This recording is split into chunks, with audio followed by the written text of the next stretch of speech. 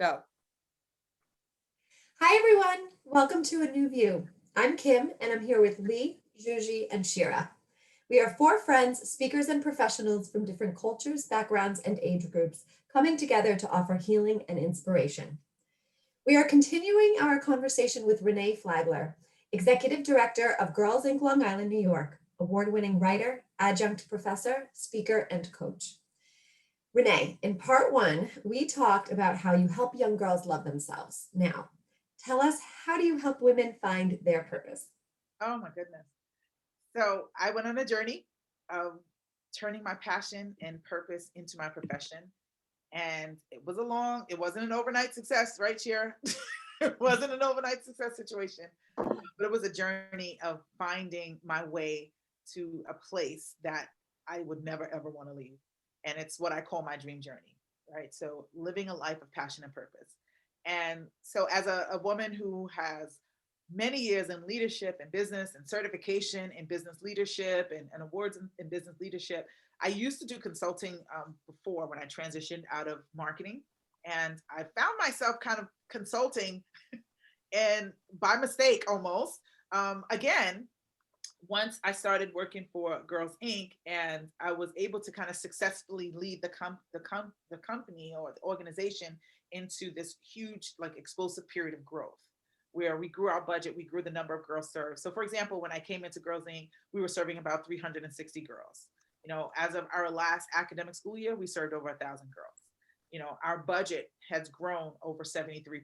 So the size of the organization, we became an award-winning organization within our network. In 2019, we won Outstanding Affiliate Award within the Girls Inc. organization. And then outside of that, I'm an entrepreneur. So I started my book and consulting business, on the side many years ago. And that's easy to do, right? I love writing. So I write in my spare time. So, it ended up, being able to build a business and a following as a writer and an author, 20 books. I write under, two different names. But I built that, using, of course, my marketing background. So I kind of built that business and, ended up doing a lot of speaking and empowering and all of that. And so what I do is I take what I've learned, my skills as a business leader. I take my skills from marketing because the science of marketing doesn't change, just the tools. I take my skills from there and I help women who are, working in to take their passions and create profits from it. So turn their passions into profits or develop strategies to grow their businesses. And I love the whole idea of taking passions into profits because that's what I did. And I just love being able to help women shine in the areas of their gifting and their talents. I have to ask you a question because we just had part one and I'm trying to read what's behind you with words. I see the word soul. Can you tell us what it says, or is that like some message we're supposed to? So it's one of my favorite quotes, and I gave it to myself when I redid my office as a gift. Be fearless in the pursuit of what sets your soul on fire. Wow. Well, if that's not appropriate for this conversation, I don't know what is. So I'm imagining that how do you help women who don't necessarily know what their passion is or know what their passion is, but don't necessarily know how to get there? So if you want to professionalize your passion, because that's kind of what I really specialize in. Everybody doesn't want to professionalize their passion. But if you want to say, do what I did, which is I said, I want to work in something that I'm passionate about. I want to work in my purpose. And I want to get paid for it. I want to get paid for that. I don't want to work a job and then go home and do my passion. I want to live out my passion through my life, through my professional life, my career, my home life, and everything. So I help women take those things that they're passionate about, if there's a business path for them, or if they've started a business, and help them develop strategies to grow that business. So we take a look at the different areas, and we start kind of from a foundational perspective, right? So what is the vision for this business? What are you trying to do? Where are you trying to go? What is your brand story so that we can develop, your branding around that, and, how we can market your business?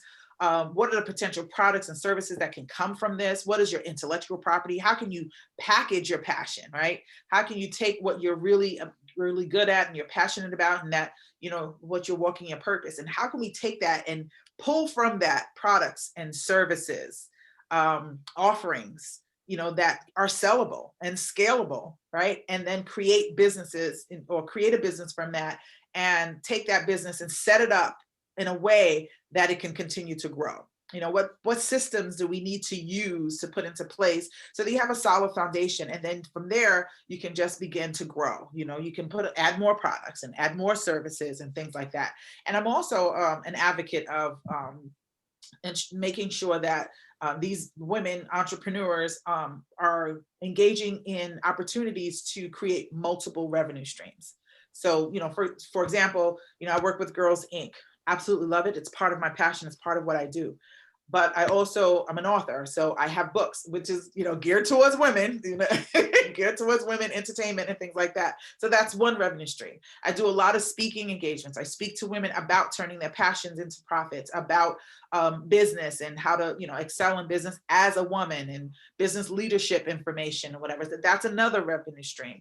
And, I have certain products, of course, besides books that I publish for like Harlequin and things like that. I have books that really speak to the work of the dream journey, the work of turning your passion into profits, and kind of serves as a guide to make that happen. I have products that are helpful for that. And then I also do coaching. So I have, of course, a limited number of clients that I can take because I have a full-time job. So I do a lot of coaching before work or after work.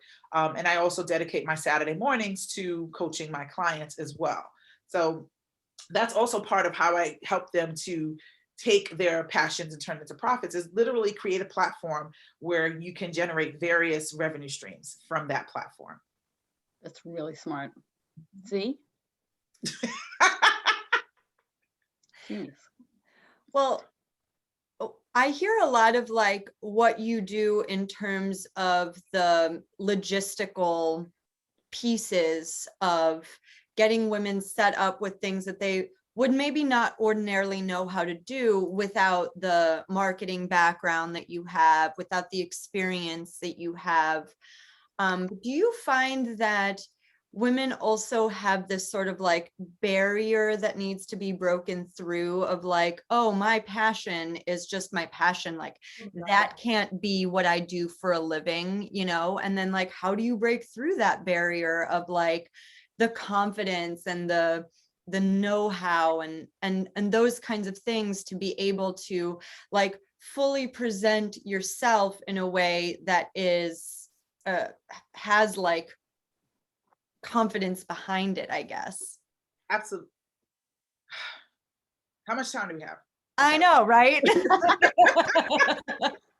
So mindset is where we start, because that is the biggest barrier. That is the largest hindrance of people being able to move forward, especially in their passion, because women feel like, oh, I'm passionate about it. I love it. I could just do it. And it's one of my first clients, she was building my first coaching clients when we started coaching again in the past few years.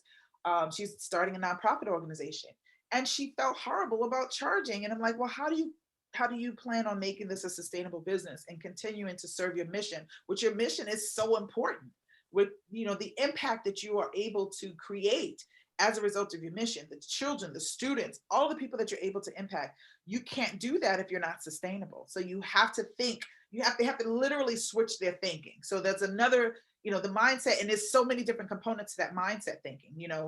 Component one is, this is just a hobby. How can I make money? Let me show you how, right? First of all, get out of your own way. The other thing is, but I love this, so I feel guilty charging. Let me show you how. Do you like food and clothes, and you want to be able to pay your mortgage? Surviving. Is this something you want to do full time? Then let me show you how. Another mindset issue is imposter syndrome. Who am I to claim myself as an expert? Well, how much experience do you have? And I'm telling you, I'm talking about women who have tremendous amounts of experience, transferable skills, who've been working in corporate forever. And it's like, have you been successful in your positions at work? Have you been successful in running your department?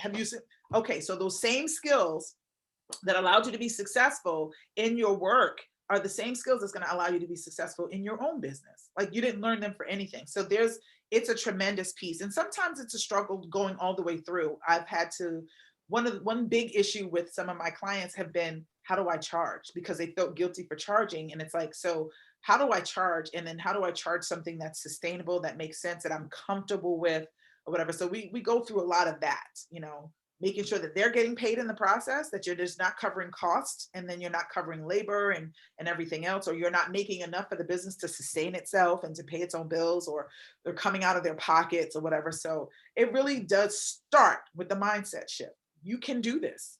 Believe in yourself, believe in your abilities, and envision the life that you want to create. And when you envision the life that you want to create, which is very different a lot of times than the life that they're living, now let's set that vision as our pinnacle, and let's work on how we're going to get to that pinnacle. When I was working with a business slash life coach, yeah, I guess you could call her that, a while back when I first opened up my nonprofit. And back then, usually I'm so glad you asked her that question, because the believing in yourself, believing in the idea of the business to be successful, and then like to trust and believe that you can do that and make that happen, definitely was a struggle for me. And having this particular coach guide me and hold my hand was, I mean, I 100% credit, like it's like she gave me permissions that I wouldn't have given to myself, and just really held my hand along the way. And I'll always be so grateful for her, because I don't necessarily know if I would have done it otherwise. Having her as my cheerleader and helping me figure out every week what I had to do and what to focus on, because I was always overwhelmed. And just so yeah, I really understand the value of having a coach. So I'm just glad that you're out there helping women in that way. Renee, something that I struggled with the most, and I still do in life, in my career, at home, it's just that work-life balance. How do you manage that without feeling guilty on either front? So work-life balance is a phenomenon. You mean it's bullshit? Is that what you mean? Okay. Great bullshit. So we juggle, we don't balance. Oh, wait, somebody said to me, there's no such thing as balance. Like it's we think that that's a thing, but it's actually not. It's just this. We juggle, we don't balance. Right. I think that the major thing is having a major support system, that your family understands, who you are and what your passions are, and that they're willing to share you with your passions. Right. And my husband shares me with what I'm passionate about, and he supports me in that 100%. And that when I am present with my family, I'm 100% present with them. When I'm being a mom, I'm 100% present, where I'm annoying. I'm like laying in my daughter's bed, or I'm like telling my son, come on, talk to me. It's like, Mom, really? You got nothing to do? But when it's time to get down in nitty gritty and juggle, and I'm sitting here in this office from 8 o'clock in the morning, working on Girls Inc., and then shift at 6 o'clock and work from 6 o'clock to midnight on my business and coaching and or writing, and making writing deadlines, like they get that. When it's deadline time, they know it. My daughter, I put on jazz music and I'm sitting here writing because I got to get this book in. And it's like, she said, my do not disturb sign is the jazz music. When they hear jazz music, it's like, she's writing, just leave her alone. And they respect that. I respect that to them. And when I am being a mommy and when I'm being a wife, I'm trying to be the best mommy and wife I can be. Right. So, and it's not like I'm pushing and I'm inauthentic, but I'm just authentically enjoying my husband. I'm enjoying my children.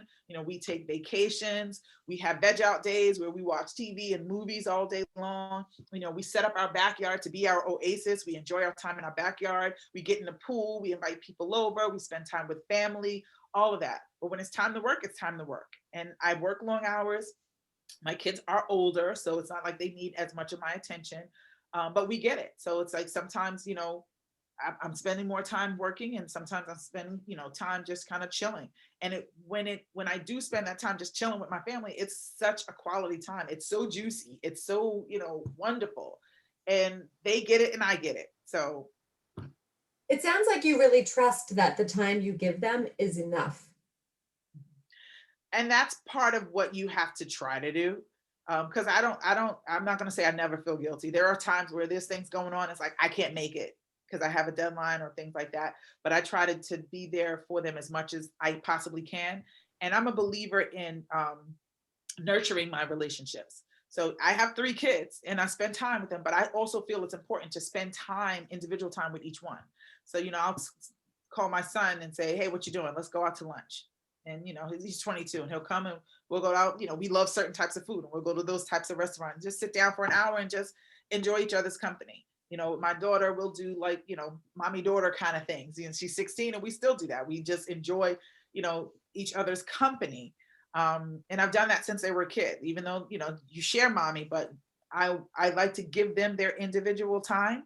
And then sometimes I, you know, even with a deadline, even with a whole bunch on my plate and my, you know, paperwork piled up, I'll say, I'm done for the night. And tonight I'm chilling with the family. Tonight I'm going to cook their favorite dinner. Tonight I'm going to do this. Or tonight my husband and I are going to just hang out and try to watch a movie because, you know, we get on that Tempur-Pedic and like, let's watch this. And then, you know, about 10 minutes later, that's watching us. So, so, you know, it is what it needs to be at each given time. And because we have such a supportive unit, we give each other space for that. Great. Yeah, Hey, but Renee, sometimes. with the women that you've worked with, what do you find that today is one of the biggest struggles that women are faced with? Mm-hmm. And how do you tackle that? I think one of the biggest struggles does relate to the work-life juggle, right? It's real. It is real. I mean, there's times where we've had powwows where it's like, all right, hubby's starting to get a little irritated. And it's like, well, maybe it's time to take a back seat to work. Work is still going to be there, right? It's not like you're in a race to get this business done in a certain amount of days, right? You plan on being in business for a long time. Sometimes we need to put things down and then go pay attention to our husbands, you know? And it's like, they give us the space to do what we want and be what we are. But you know, when you're out of alignment, when things start to feel a little like, a little rigid, with your husband or with your kids. And it's like, you know, I'll never compromise my family for my business or for my work, right? So years ago, I decided my core values were God, family, and my ambitions. And my ambitions is a distant third, where that's a very important part of me, but I'll never sacrifice my God, my faith, or my family for either one of them. So sometimes when we're out of alignment, we feel it.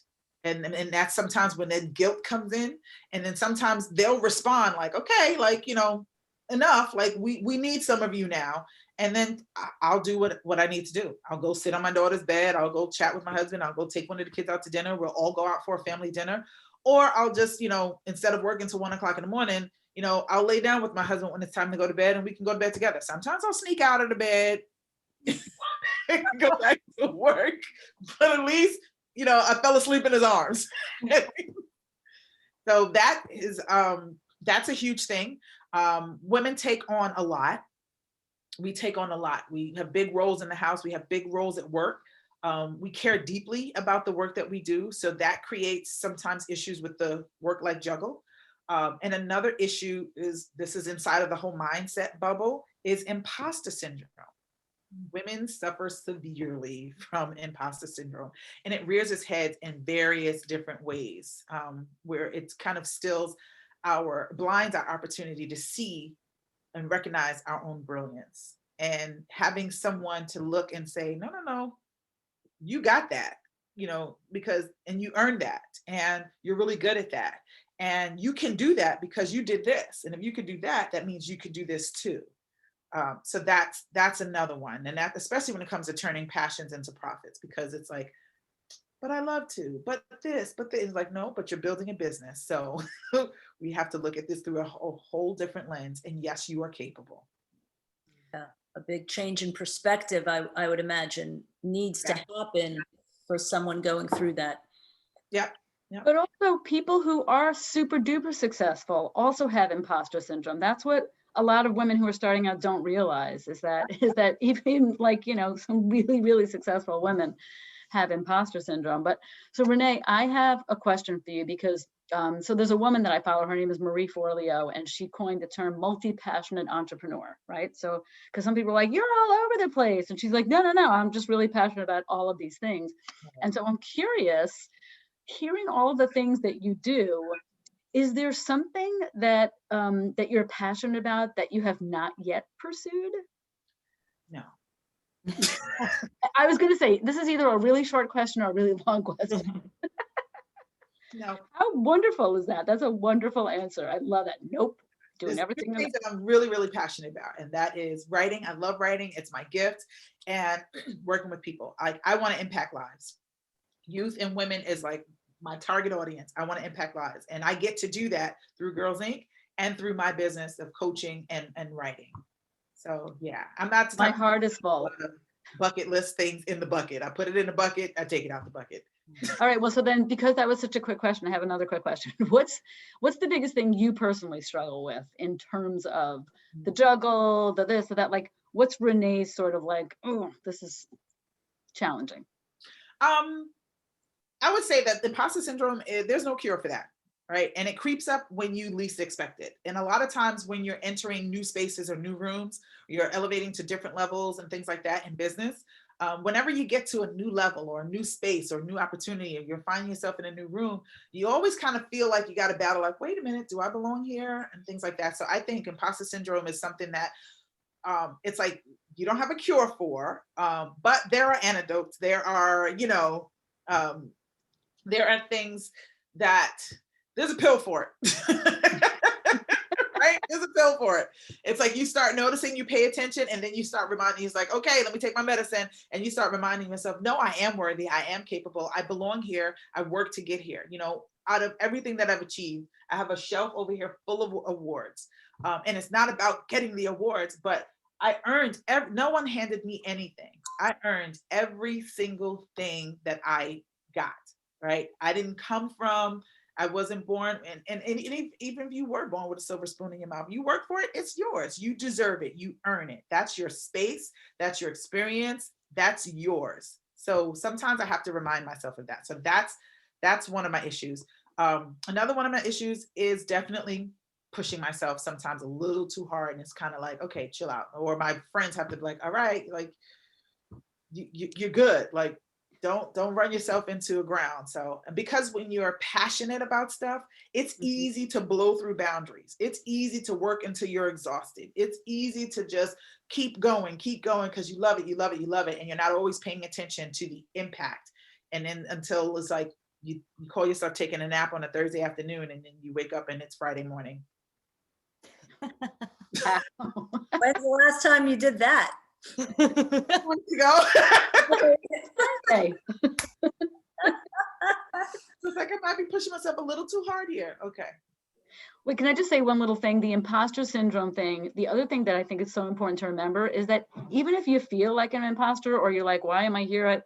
You'll figure it out. Like, if you can remind yourself, like, I don't know everything right now, like I feel awkward about it, but you'll figure it out. There's always a way. That's the pill. It's in those, those reminders and those refreshers. The R&R is like, they're everything, because that's what gets us through, is just, we have to keep reminding ourselves. And whether it's through affirmations, through just conversation with ourselves, through whatever it takes. So my girlfriends and I call it reminding yourself who the F you are. Oh. That's right. And look at this. Look at this. Oh yeah. Thank you. A little bit of that. You are right. Yeah. Lee, did we actually think that mug was going to make its way into this episode? That's awesome. Never in a million years did I think that, would have its moment on the screen. No. Renee, we were talking in preparation for this interview with you about how women are expanding in such an enormous way today. It's phenomenal. What opportunities do you see for women in society now? Women are becoming like the fastest group of entrepreneurs, the fastest growing group of entrepreneurs, becoming millionaires at amazing rates. Like, even in the midst of pandemics, like, becoming millionaires is absolutely amazing. At the confidence level as a whole is just, it's like we're walking in a room and we're owning things. And we're also realizing that because of our makeup, right? We're different, right? Women are for Venus, men are for, I don't know. I love them, but not really sure which planet yet. That Mars stuff, I don't know. New book title for you. Right, love them to death, but But we really are made differently. And the thing about it is some of those unique differences in our makeup actually helps us to be more successful in certain fields, right? We have a very keen ability to pay special attention to detail. You know, we're nurturers, so we take care in certain things even more. So there was a research done and they were saying women actually make better doctors, right? They have better bedside manner, they're better nurturers, they look at a whole picture as opposed to looking at the issue. So, you know, the power of being a woman is so amazing. You know, when I realized that, I took on a whole different perspective of that song from Shaka Khan, "I'm Every Woman," because truly we are, right? We have the ability to be whatever woman we need to be for a situation. Okay, we could be in the boardroom, we're that woman, we're that professional, you know, woman. We can be the mom, we can be the wife, we can be the nurturer, we can be the supporter, we can be the friend, the girlfriend. And all of those really have beautiful, unique roles and abilities. And we can switch. You know, they talk about Black women code switching. Women code switch all the time. We can go from mom speak to sister girlfriend speak to professional speak, right? We can do this and we do it seamlessly and flawlessly. And we show up how we need to show up, you know, when we need to show up. Sometimes if we, you know, push a little shoulder, you know, we get our tires filled up, you know, and it's not about putting yourself out there in a crazy, like, you know, sexual way, but, you know, that being female, men respond to girls being girls, you know, so it's like, okay, if I need to be that woman, then I'm going to be that woman. Thank you very much. And if it's going to get something taken care of or done for me, my family, whatever, I'm going to do it. I'm not going to be manipulative. But it's just an example of how women are so amazingly multifaceted and multi-passionate, and we can do so many things in so many different ways and excel in all of them. We can be great moms, even if we have imposter syndrome about being a mom. I'm a terrible mom. We always feel that, right? We can be great wives. We can be great business folks. We can be great. We are the best friends ever, ever. So yes, yeah, we can do it all. Can I just say, woohoo! I just hear it. I just want to like release. Can I just share on that? When I first was, you know, creating my nonprofit, I met with a very, very reputable group of investors who have a company here in New York. And well, I'm in North Carolina now, but they're in New York. And when I met with them, first of all, they only invest in women's businesses only. And they had a very long statistical list of why, what's been proven, you know, women just being more successful in business for so many factors. And I was just like, wow. And I think in that moment meeting with them, I was like, me? You know, Are they women or do they comprise of men? both. Both. Very forward Yeah. thinking. Yes, absolutely. Yeah. Well, you said earlier, Renee, right? Men need to be a part of this conversation and be just as supportive of women as we are of each other. And it's so true. Yep. We can't exclude our brothers. They have to be part of the story. Mm-hmm. Yes. Yes. Renee, thank you so much for doing this work. Thank you for having me. You're amazing. You're incredible. And we're just so honored that you were here to share today. I think this is a great place to wrap it up. Well, we hope you've enjoyed our conversation with Renee as much as we did. We'll be sure to include all of her contact information and links to her work below. If you like our videos, please subscribe to our channel and be sure to let us know if you have any topic requests or questions by commenting below. We'll see you soon. Thanks for watching. Stay safe, everyone. Renee. Bye-bye. Thank you, Renee.